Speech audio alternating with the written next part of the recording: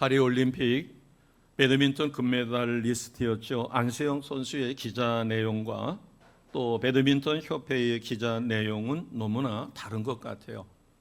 어떤 게 진실일까? 지금 우리가 살고 있는 이 시대도 혼란스럽습니다.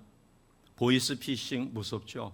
까딱순간 잘못하는 순간 큰 어려움을 겪을 수 있어요. 또 가짜 뉴스가 판을 칩니다. 조회수를 늘리기 위한 엉터리 유튜브도 있어요. 고발당할 수 있음에도 버젓이 거짓 정보를 제공합니다. 정치권의 여당과 야당의 상반된 내용, 똑같은 현상을 보고도 당 대변인들이 대변하는 모습을 보면 전혀 딴판인 것을 볼 때 우리는 이런 시대를 어떻게 참과 거짓을 분별하며 살 것인가? 신앙적인 면에서도 결코 쉽지 않은 것 같습니다. 왜냐하면 이단과 사이비 종교의 거짓 복음이에요. 요즘에는 이런 말도 유행한다고 합니다. 정통교단에서 은혜로운 신앙생활하니 복 중에 복입니다. 바꿔 이야기하면 이단에 빠지지 않고 믿음 생활하는 게 복 중에 복이다. 교회 내에 분란이 일어났을 때 이쪽 사람 얘기 들어보면 맞는 것 같고 저쪽 사람 얘기 들어보면 맞는 것 같아요. 도대체 진실은 무엇일까? 직분자가 자기 직분을 방패로 하나님의 이름까지 걸고 맹세했지만 그 결과는 사기친 것이었죠. 세상의 가치관과 성경적인 가치관이 서로 다를 때 우리는 하나님의 뜻을 어떻게 분별할까? 오늘 말씀을 통해서 성령께서 각 심령에게 주시는 하나님의 말씀을 온전히 분별할 수 있는 능력을 얻으셔서 좌로나 우로나 치우침이 없는 삶을 사시기를 주님의 이름으로 축복합니다. 아멘.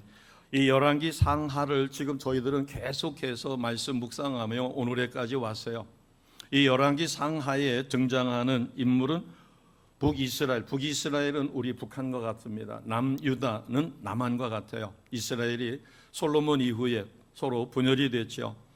그래서 북이스라엘의 왕은 19명이었는데 참으로 안타깝게 19명이 모두 악한 왕이었어요. 이 남유다의 왕은 20명이었는데 그중에 8명은 선한 왕이었고 12명은 악한 왕이었어요. 이 선한 왕 8명 중에 가장 대표적인 것이 오늘 우리가 말씀의 은혜를 얻고자 하는 히스기야 왕하고 요하스입니다. 그리고 가장 악한 왕은 히스기야의 바로 아들인 므낫세예요. 그러면 이 선한 왕과 악한 왕의 기준은 우리가 어떻게 둬야 될까? 여러 가지가 있겠지만 오늘 본문을 통해서 우리가 보겠습니다. 먼저 18장 3절을 봅니다. 18장 3절에 보면 히스기야를 하나님께서는 왜 선하다라고 하셨을까? 많은 사람이 히스기야를 위대한 선한 왕이라고 했을까? 3절입니다. 같이 갑니다. 히스기야가 그의 조상 다윗의 모든 행위와 같이 여호와께서 보시기에 정직하게 행하여. 아멘. 두 가지입니다. 하나님이 모세에게 명령하여 주신 율법을 다윗은 잘 지켰어요. 그래서 백성을 바른 신앙생활로 하나님만을 섬기도록. 그리고 또 하나가 있습니다. 여호와 보시기에 어떻게 행했어요? 정직하게. 여기서 정직하게라고 하는 것은 어떤 의미일까요? 예배를 드려도 건성으로 드리는 사람이 있고 정말 신령과 진정으로 진심으로 드리는 경우가 있어요. 자, 부모님 생신이다 해서 선물을 준비할 때 건성으로 준비하는 사람은 정직한 게 아니죠. 그러나 나이를 낳아주신 부모님 은혜가 너무 감사해서 정말 마음을 다해서 정성껏 선물을 준비했다면 정직하게 선물을 준비한 것입니다. 자, 그러면 악한 왕의 기준은 21장 2절이에요. 므낫세에 관한 이야기인데 21장 2절 같이 갑니다. 21장 2절입니다. 시작. 므낫세가 여호와 보시기에 악을 행하여 여호와께서 이스라엘 자손 앞에서 쫓아내신 이방 사람의 가증한 일을 따라서 그 밑에 쭉 보게 되면 산당을 다시 회복하고 우상 숭배에 빠지게 만듭니다. 자, 결정적인 것은 므낫세가 여호와 보시기에 뭐를 행했다고요? 악을 행하여. 여기서 악을 행했다고 하는 것은 하나님 앞에 죄를 졌다는 겁니다. 우리가 죄에 대한 개념하고 이스라엘 백성의 죄에 대한 개념이 다릅니다. 여기를 보시면 이게 찬송가지만 이거를 관역이라고 생각하시면 화살을 쐈을 때 여기에 맞는 것은 이것은 하나님 보시기에 선한 것이에요. 그런데 활을 쐈는데 이 관역을 벗어나요. 이 관역이라고 하는 것은 율법적인 것과 하나님의 명령, 그리고 오직 하나님만을 섬길 것, 작게는 십계명입니다.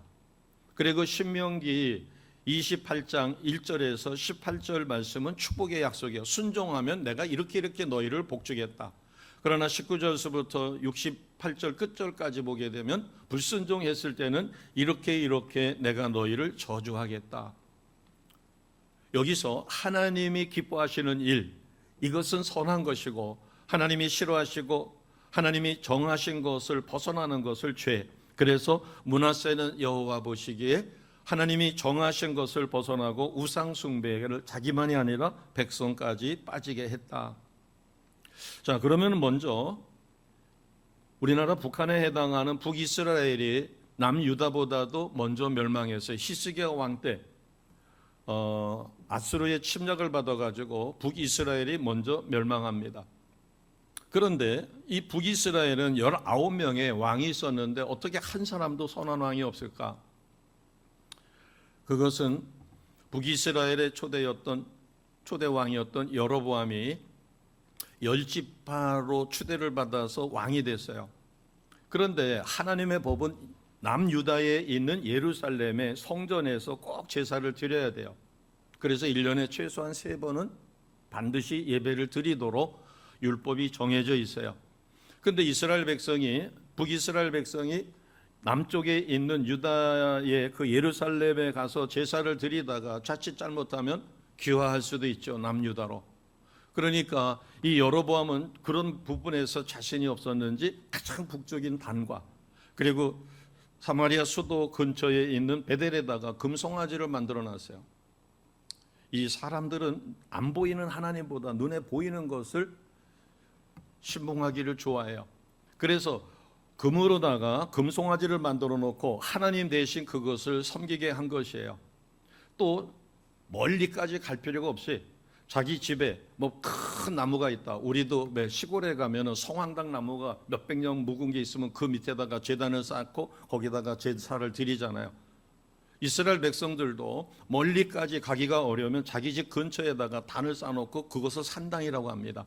거기다가 제사를 드리도록 한 것이에요. 제가 적절한 표현은 아니겠지만 코로나19 이후에 가나안 성도가 기독교 전체 인구의 약 3분의 1이 된다는 겁니다. 예배 드리러 가기가 귀찮으면 그냥 유튜브를 통해서 예배를 드리는 거예요. 그러면서 위로를 받는 겁니다. 나는 예배를 드렸다. 산당이 하나님께서 정해놓으신 예루살렘에 가서, 그런데 그 예루살렘에 갔었을 때 가축을 데리고 가족을 데리고 거기를 간다고 하는 것은 이게 예산 일이 아니죠. 그러니까 백성들은 자기 집 근처에 자기가 산당을 만들어 놓고 거기다가 제사를 드리면 너무너무 좋은 거예요. 그러니까 므낫세는 이와 같이 베델이나 여로보암은 베델과 다네 그리고 무수히 많은 산당을 세워서 그리고 율법을 어겼습니다. 레위 사람이 아닌 사람을 제사장으로 세우니까 율법이 제대로 지켜질 리가 없고 율법이 제대로 가르쳐질 리가 없죠. 그리고 하나님이 정해 주신 그 제사 날이 있어요. 6월절이라든가 이렇게. 그러나 남유다와는 별개로 자기가 임의로 정하여 그 절기 날짜까지 바꿔서 지키게 했어요. 그러다 보니까 백성은 하나님 뜻대로 섬기는 것이 아니라 우상 숭배에 빠지고 자기 편의에 따라서 신앙생활을 하게 되는 총체적인 망국에 빠지게 됩니다. 신명기 28장 1절에서 19절은 순종할 때 받는 복이고 불순종이 왔었을 때, 자, 신명기 6장 1절에서 3절인데 1절 2절은 내가 너희에게 모세를 통하여 가르쳐준 그 말을 가나안 땅에 들어가서 지키면 내가 반드시 너희에게 복을 주고 머리가 될지언정 꼬리가 되지 않고 들어와도 복을 받고 나가도 복을 받고 이런 약속을 주셨어요. 그러나 이 순종에서 받는 복 중에 제가 신명기 6장 3절을 대표적으로 읽어드리겠습니다. 이스라엘아 듣고 삼가 그것을 행하라. 그리하면 내가 복을 받고 내 조상들의 하나님 여호와께서 내게 허락하신 같이 젖과 꿀이 흐르는 땅에서 크게 번성할 것이다. 아멘입니다. 말씀에 순종했었을 때 하나님의 말씀은 살아있어요. 말씀의 능력이 있습니다. 천지를 창조하실 때 하나님은 말씀으로 해가 있으라 달이 있으라 별이 있으라 할 때 그대로 만들어진 것처럼 하나님의 말씀을 우리가 믿고 하나님의 말씀을 우리에게 주셨으니 우리가 대언자가 되어 믿음으로 선포할 때 말씀한 대로 그대로 이루어집니다. 이게 말씀의 능력이에요. 그래서 젖과 꿀이 흐르는 그 땅에 들어가서 너희가 내가 너희들에게 명령한 것을 지키면 이렇게 형통하며 크게 번성하게 하겠다. 히스기야의 아버지는 아하스 왕인데 악한 왕이었어요. 그럼에도 불구하고 아버지를 따르지 않고 히스기야는 하나님을 향한 선한 왕, 어머니의 영향을 많이 받았다고 합니다. 그래서 18장 3절에 보니까 여호와 보시기에 정직히 행했고 자기 조상들이 지키던 그 율례를 철저히 지켰다라는 것이에요. 히스기야 왕 제위 시절에 북이스라엘이 먼저 멸망합니다. 아수르의 침략을 받아. 그러니까 피난민들이 어디로 오겠어요? 남쪽 유다로 내려오겠죠. 그래서 북이스라엘이 멸망할 때 남쪽 유다로 많은 이민들이 내려옵니다. 내려왔었을 때 문제가 생겼어요. 남유다는 그래도 선한 왕들이 있었고 그 다음에 귀한 그 선지자들의 말씀에 순종하여 그래도 신앙을 유지하는 편이었는데 북이스라엘은 전부 다 악한 왕들이다 보니까 선지자의 말도 무시하고 이러다가 보니까 북이스라엘은 각양각색의 우상 숭배에 빠졌어요. 그들이 대거 내려옵니다. 대거 내려왔었을 때 물론 많은 사람들이 내려오니까 그들은 농사를 지을 수 있는 잉여 노동력이니까 경제나 이런 부분에서는 활성화가 이루어지겠죠. 그런데 그들이 믿던 우상 숭배와 유다 백성이 믿는 유일신과 부딪혀서 그래서 이게 혼탁해져요. 그러다 보니까 히스기야는 이래서는 안 되겠다 해가지고 모든 신을 철폐하고 그래서 히스기야가 산당도 없애버리고 모든 우상을 다 부셔버리고 그들이 심지어 가지고 왔던 그 아세라 신상이라든가 이런 거를 전부 다 부셔가지고 하천에다가 떠내려 보내고 그러면서 하나님만을 섬기도록 그렇게 합니다. 그리고 하나님의 도우심으로 북이스라엘이 잃어버렸던 옛 땅 다윗과 솔로몬 때 그 가장 넓은 영토를 차지했지만 지금 이 아수르는 아시리아와 똑같은 이름이에요. 그러니까 때로는 아수르 때로는 아시리아 이렇게 나와도 똑같은 나라 이름입니다. 우리가 타이베이, 대만 이렇게 부르듯이 그 잃어버렸던 땅을 회복하기를 히스기야는 원했어요. 그래서 아수르와 친화 정책을 쓰는 게 아니라 오늘 본문에도 나오지만 3년 동안은 조공을 바쳤어요. 자기 아버지와 똑같이. 그러나 이제 아수르가 힘이 약해지고 그 내부에 반란이 일어나고 이런 것을 틈타서 히스기야는 아수르를 제대로 섬기지 않고 나중에는 아수르로부터 독립하기 위하여 아수르 입장에서 보면 배신을 한 게 됩니다. 자, 7절 8절을 보겠습니다. 열왕기하 18장 7절 8절이에요. 자, 7절 하반절에 보면은 자, 우선 7절 8절 같이 읽습니다. 시작. 여호와께서 그와 함께 하심에 그가 어디로 가든지 형통하였더라.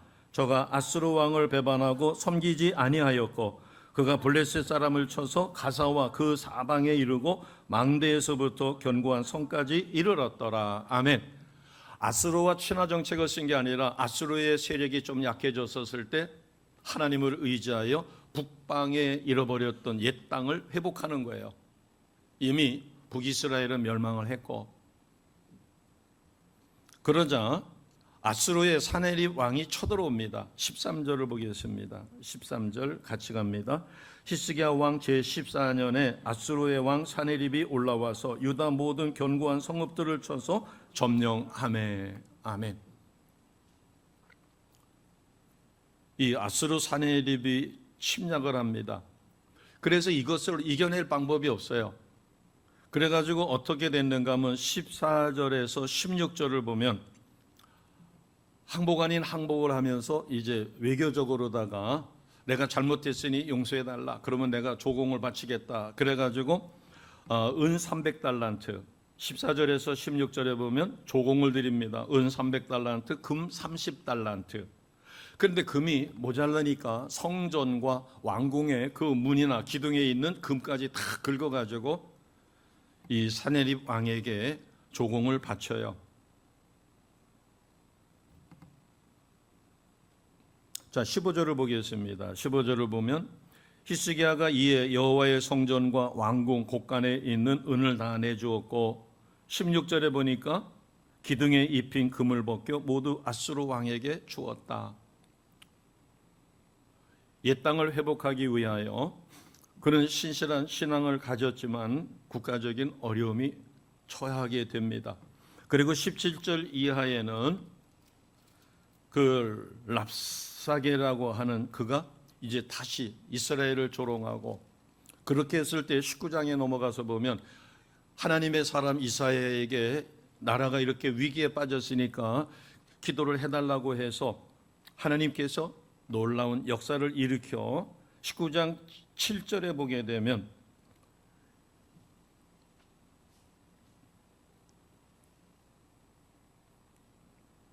그가 본국으로 돌아가서 그의 칼에 죽게 되는 예언을 따라서 후에 그것이 이루어지게 되죠.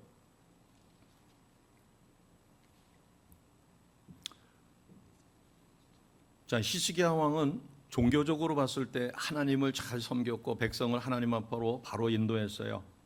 그러나 경제적인 면이나 또 아수르와 대적하는 그런 정책을 취하는 바람에 전쟁에 휩쓸리게 됩니다. 백성들 입장에서 보게 되면 좀 많이 힘들었던 상황이겠죠.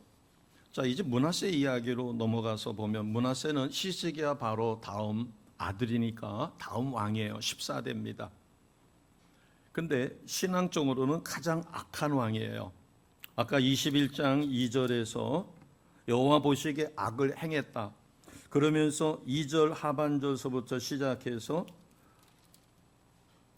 9절에 이르기까지 악행을 자행합니다. 심지어는 어떻게 죄를 짓는가 하면, 자, 6절을 보겠습니다. 5절. 여호와의 성전 두 마당에 하늘의 1월 성신을 위하여 제단들을 쌓고. 왜 므낫세가 아버지 히스기야가 선한 왕이었고 이 남유다 전체 왕들 중에서 가장 위대한 왕이라는 칭호를 듣는데 왜 그 아들인 므낫세는 악한 왕이었을까? 남유다에는 선한 왕이 8명이나 되는데 12명의 악한 왕 중에서도 아주 대표적인 왕이 되었을까? 악한 왕이 되었을까? 우선 그가 왜 하나님이 악한 왕이라고 했는가를 3절을 보겠습니다. 3절을 보시면 자기 아버지 히스기야가 헐어버렸던 산당을 다시 세웁니다. 그리고 바알 제단을 세우고 아세라 목상을 만들고 1월 성신을 섬겨요. 이것은 무엇을 의미하는가 하면 이렇게 생각해 볼 수 있습니다. 자기 아버지 히스기야 때 봤겠죠. 자기 아버지가 아수르와의 그 반아수르 정책을 취함으로 해서 아수르의 침략을 받아가지고 빼앗았던 성이 다 빼앗기고 심지어는 은 300달란트, 금 30달란트를 주기 위해서 얼마나 고생을 하고 이런 것을 보고 히스기야 자기 아버지와는 정반대 정책을 쓰는 거예요. 그래서 아수르를 이길 수 없을 바에는 철저히 아수르의 신복이 되자. 그래서 아수르를 철저히 섬기는 겁니다. 그리고 조공을 자원해서 바치고 이렇게 하다가 보니까 심지어는 이 므낫세는 현실적으로 봤을 때 우리가 조심스럽게 이 여러 가지 역사적인 자료들을 보게 되면 이 므낫세는 굉장히 현실적인 사람인 것 같아요. 그리고 현실을 꿰뚫어 볼 수 있는 그 어떤 감각을 가졌던 것 같아요. 이 아수르가 쉽게 망할 나라가 아니다. 그래서 아수르는 계속 흥하게 될 텐데 그렇게 될 바에는 외교적으로 아수르와 화친을 맺고 그러면서 아버지 때 아수르의 침략을 받아가지고 황폐화됐던 경제에서부터 이 나라를 다시 부강하는 게 옳겠다라고 생각하는 겁니다.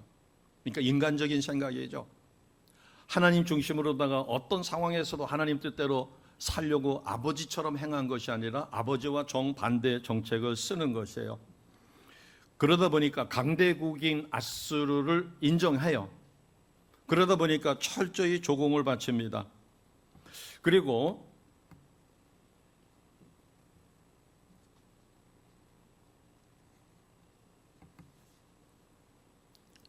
그 아수르 왕이 그 나라 수도에 니네베라고 하는 그곳에 토목 공사를 했을 때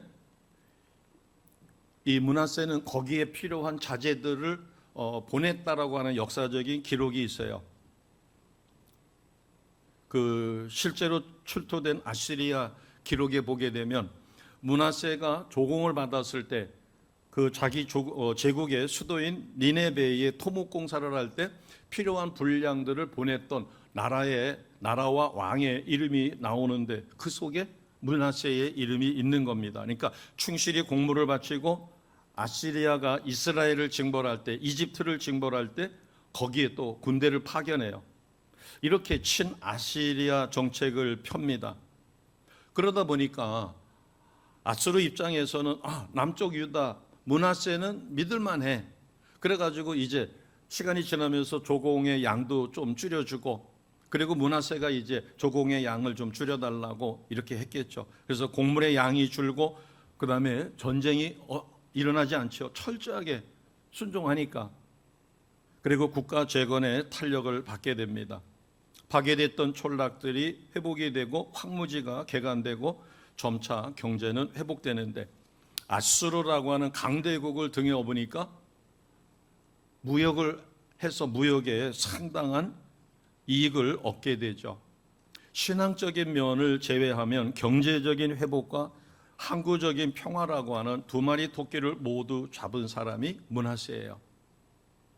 그래서 심지어는 어떤 신학자는 이렇게 이야기합니다. 에른스트 크나우프라고 하는 신학자는 좋은 왕의 조건이 그 시대의 백성에게 평화의 안전 번영을 가져오는 것이 좋은 왕의 조건이라면 므낫세는 유다의 가장 훌륭한 두 왕 중에 한 사람이 될 것이다. 그러니까 그가 현실적인 정치나 이런 치적을 놓고 봤었을 때는 55년 동안이나 이스라엘을 다스렸는데 남유다를 다스렸는데 아주 가장 으뜸되는 두 왕 중에 하나. 첫 번째 왕은 당연히 다윗이겠죠. 다윗의 복음가는 위대한 왕이 될 수도 있었다. 그러나 문제는 무엇인가 하면 하나님이 기뻐하는 삶을 살지 않았다는 것입니다. 자, 6절을 보겠습니다. 21장 6절입니다. 먼저 5절을 보깁니다. 5절을 보면 하나님의 성전에다가 성전 그 두 마당에다가 1월 성실을 위한 제단을 쌓아요. 여기 1월 성실은 이 문헌들을 조사해 보면 아수르가 믿던 신들은 아니에요. 그러니까 다른 나라 이방 신입니다. 그러니까 이 므낫세는 친아수르 정책을 쓰다 보니까 내부에서 친아수르 정책에 반대하는 사람이 있죠. 철저하게 신앙적으로 히스기야 때 제사장이라든가 레위인이라든가 신실한 신앙인들은 므낫세를 걱정하는 거예요. 므낫세가 너무 아수르에게 붙어가지고 아수르가 원하는 그 우상 숭배에 빠져버리는 거예요. 그런데 어떤 사람은 그렇게 이야기합니다. 아수르 정책을 추진하다 보니까 아수르 정책을 우상 숭배를 할 수밖에 없다. 바이든 대통령 때 참 제가 이렇게 이름을 얘기하면 좀 그런데 비라고 하는 대통령이 차별금지법 인권 해가지고 성차별 금지해서 동성애를 지원하는 그런 이야기를 할 때 우리나라도 영향을 받습니다.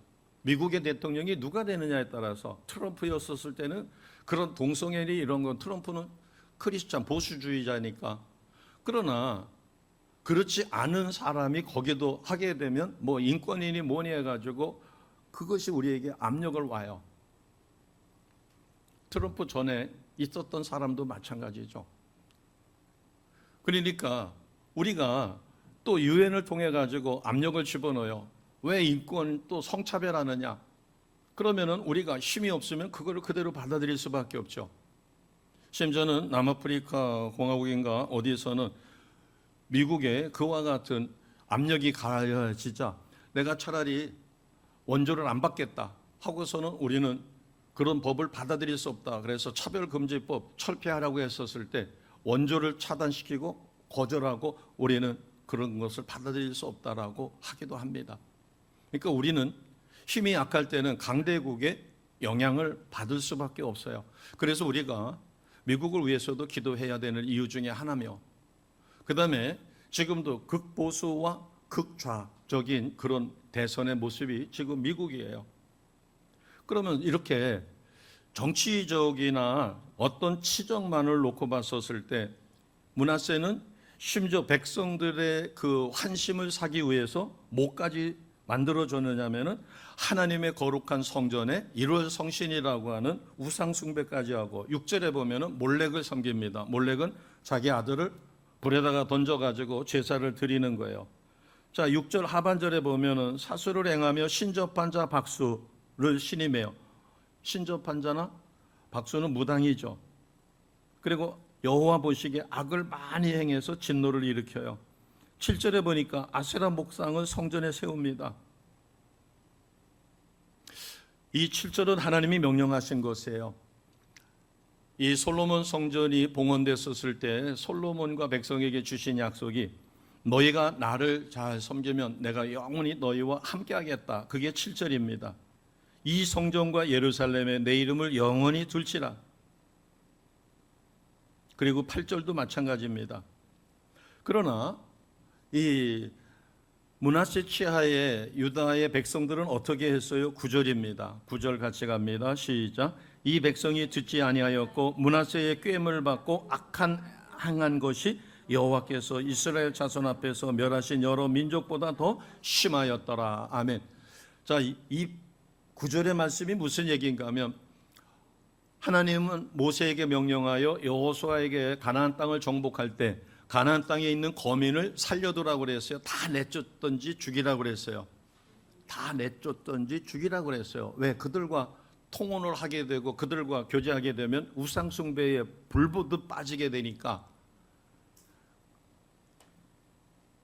그런데 그 사람들은 야훼 하나님을 몰랐어요. 소문만 들었지 하나님에 대해서 어떻게 섬겨야 되는가 이것을 몰랐는데도 불구하고 하나님은 그들을 진멸하거나 내쫓으라 그랬어요. 그들과 절대 교제하지 말라. 그런데 9절에 보니까 이스라엘 자손 앞에서 멸하신 가나안 땅의 여러 민족보다도 더 므낫세 치하의 백성이 악해진 거예요. 그러니까 우상 숭배에 완전히 빠진 겁니다. 여기서 우리가 조심할 것은 등 따시고 배부르게 되면 가장 어려울 때는 어떻게 해요? 목숨 걸고 하나님 앞에 눈물로 기도합니다. 하나님 살려주세요. 배고파 죽겠어요. 그러나 먹을 것이 생기고 조금 여유가 생기면 무릎이 약해집니다. 무릎이 약해지고 기도가 약해지다 보면 세상적인 것에 마음을 빼앗겨요.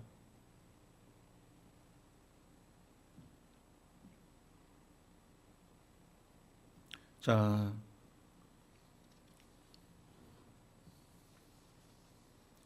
여기서 우리가 조심해야 될 것은 미국에 큰 교회가 있는데 저도 그 교회를 가봤습니다. 우리나라에 어떤 책으로 해서 아주 유명한 긍정적인 힘을 아주 이렇게 해주는 그 교회인데 그 교회는 회개를 전혀 얘기하지 않습니다. 심지어는 그의 신앙이 이상하다, 사상이 이상하다 해서 방송국이 불러가지고 다이렉트로다가 인터뷰를 할 때 동성애를 지지하십니까 하니까 교묘한 말로다가 빠져나가요. 근데 거기는 1만 명이 넘는 사람들이 모여서 예배를 드립니다. 여기 대전으로 이야기하면 엑스포 경기장 같이 그런 경기장을 예배당으로 만들어 놔가지고 예배를 드리는데, 메시지는 굉장히 힘들고 어렵고, 그래서 그 교회가 있는 그 지역이 노동자들, 흑인, 히스패닉 이런 사람들이 많아요. 그러니까 그들이 와가지고 긍정적인 이야기를 듣고 이렇게 하면 하나님이 복 주십니다, 이렇게 하면 막 하니까 아멘 아멘 하면서 예배를 통해서 엄청난 은혜를 얻어요. 그러나 회개에 대해서 전혀 이야기하지 않습니다. 그러다 보니까 현실적으로 내가 이렇게 하나님 앞에 헌신봉사 충성하면 잘 먹고 잘 산다라고 하는 그와 같은 생각에 사로잡히다 보니까 교회는 많은 사람들이 와서 위로를 받고 돌아가지만 진정한 하나님이 원하시는 모습의 신앙생활이 이루어지지 않는 것이에요. 자, 그러자 하나님께서 철저히 심판을 하십니다. 12절을 보겠습니다. 이 므낫세와 이스라엘에게 어떻게 심판을 하시는가? 12절입니다. 같이 갑니다. 그러므로 이스라엘의 하나님 여호와가 말하노니 내가 이제 예루살렘과 유다의 재앙을 내리리니 듣는 자마다 두 귀가 울리리라. 아멘.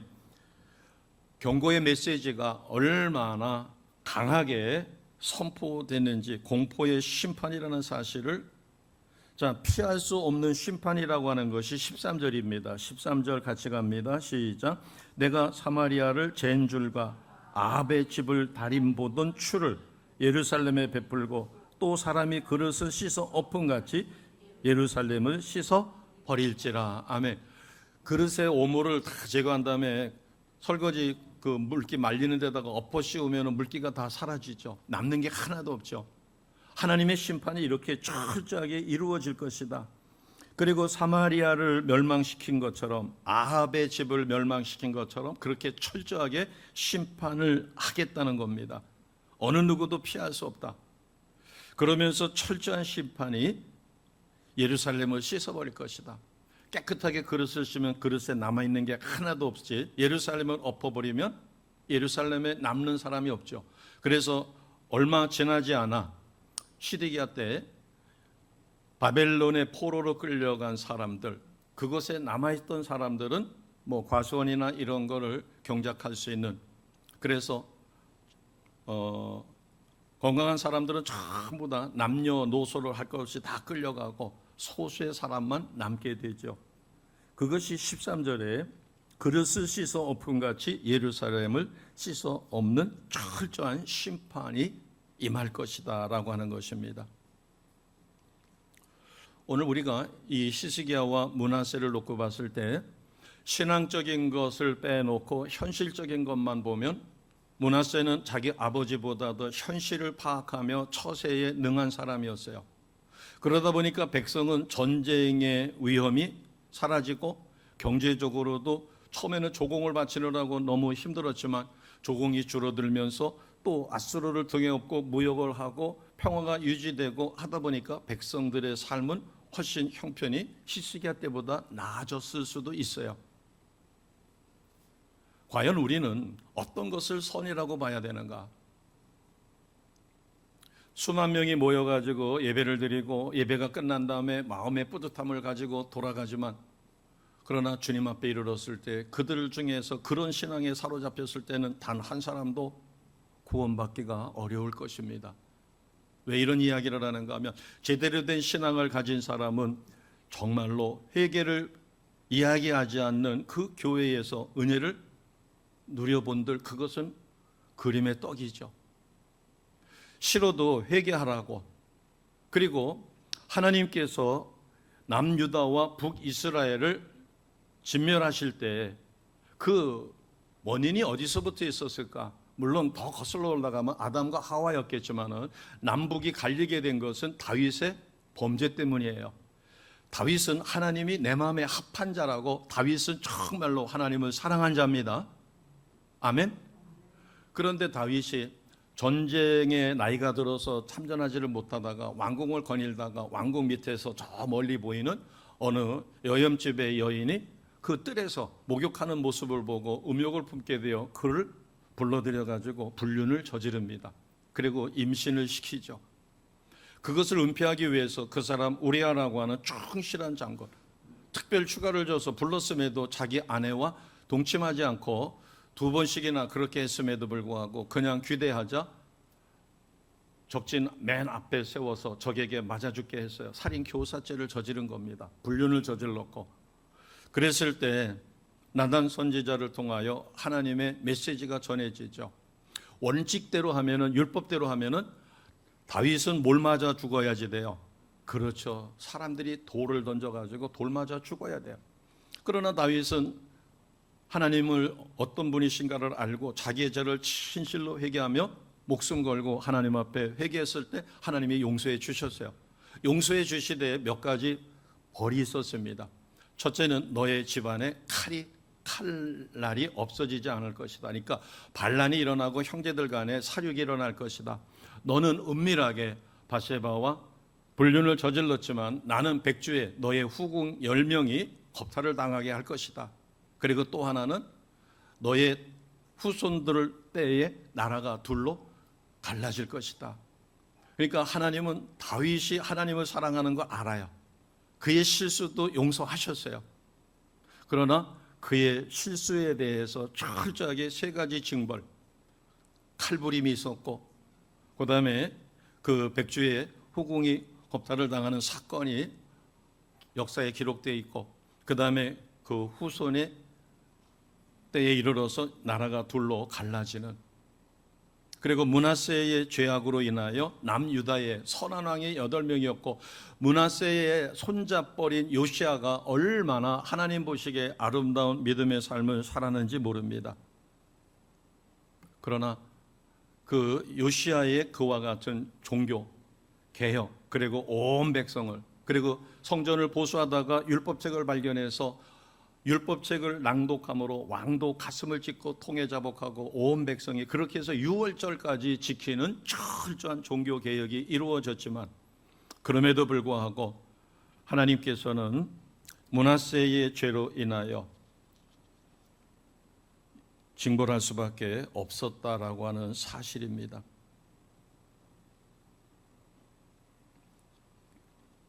오늘 우리가 현실적으로 하나님의 세계를 우리가 영적으로 깊이 한다면 마지막 심판은 분명하게 우리가 철저하게 준비하지 않으면 안 될 것이다. 왜냐하면 다윗같이 하나님 마음에 합한 자여, 다윗을 하나님은 정말 사랑했고 다윗도 정말 사랑했지만 그의 실수를 하나님은 용서하셨지만 그에 대한 대가를 철저하게 역사의 기록으로 볼 수 있을 정도로 남겨놓으신 하나님, 우리가 마지막 때를 대비할 때 대충 믿음 생활을 한다면 어떻게 될 것인가? 정말 1분 1초를 아껴서 하나님 앞에 최선을 다하지 않는다면 오늘 심판을 보게 될 때 정말로 무섭고 두려운 심판입니다. 어느 누구도 피할 수가 없죠. 사마리아를 젠줄과 아합의 집을 다림줄로 다스려서 철저하게 심판하신 하나님, 그리고 그릇을 씻어 보면 거기에 남는 것이 하나도 없을 정도로, 그래서 예루살렘은 완전히 AD 70년에 초토화가 되고 바벨론 포로로 끌려가죠. AD 70년이 아니라 바벨론 포로로 끌려가서 70년 후에 회복이 하나님의 은혜 가운데 되어집니다. 오늘 어찌 보면 현실적으로 히스기야 치하의 백성들은 그렇게 등 따시고 배부른 삶을 살기는 어려웠던 것 같아요.